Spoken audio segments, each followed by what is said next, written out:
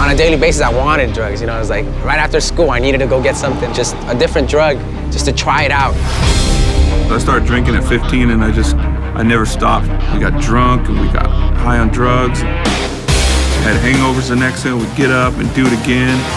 I just thought ramming my car into the embankment on a freeway was going to be the best way to get out of where I brought myself.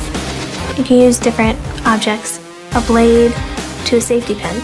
I would scratch at my skin over and over again.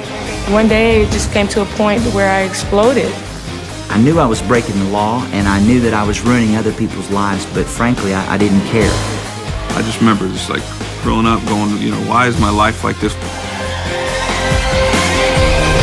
I'd be miserable, you know, just be empty inside. Watching my mom cry and just seeing that, man, she really wanted me to change. I really had no feelings anymore. It was kind of like, well, too bad. If my mom cries, she cries. And when I thought about that, I was like, what's wrong with me? Like, I've gone cold-hearted. The pastor, he's like, you know, if you hang out with Christ and talk to him, and then all the stuff in your life will start to fall away one by one. It's his job to get rid of it. I just said to myself, you know what? I'm tired of having last times, and I'm tired of feeling awful.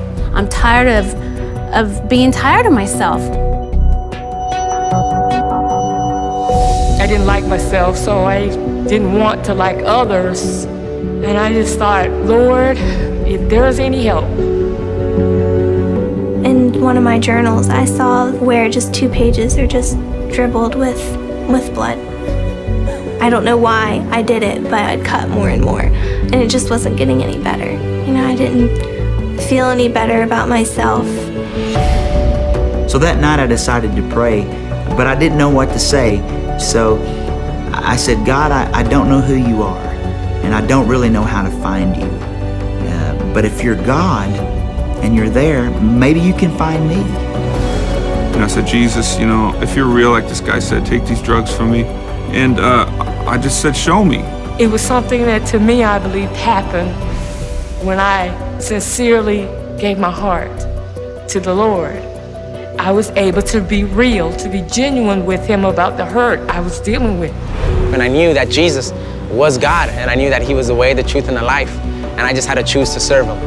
When we get that revelation and understand that Jesus died for our mistakes, man, we just were like, I'm saved, I'm rescued.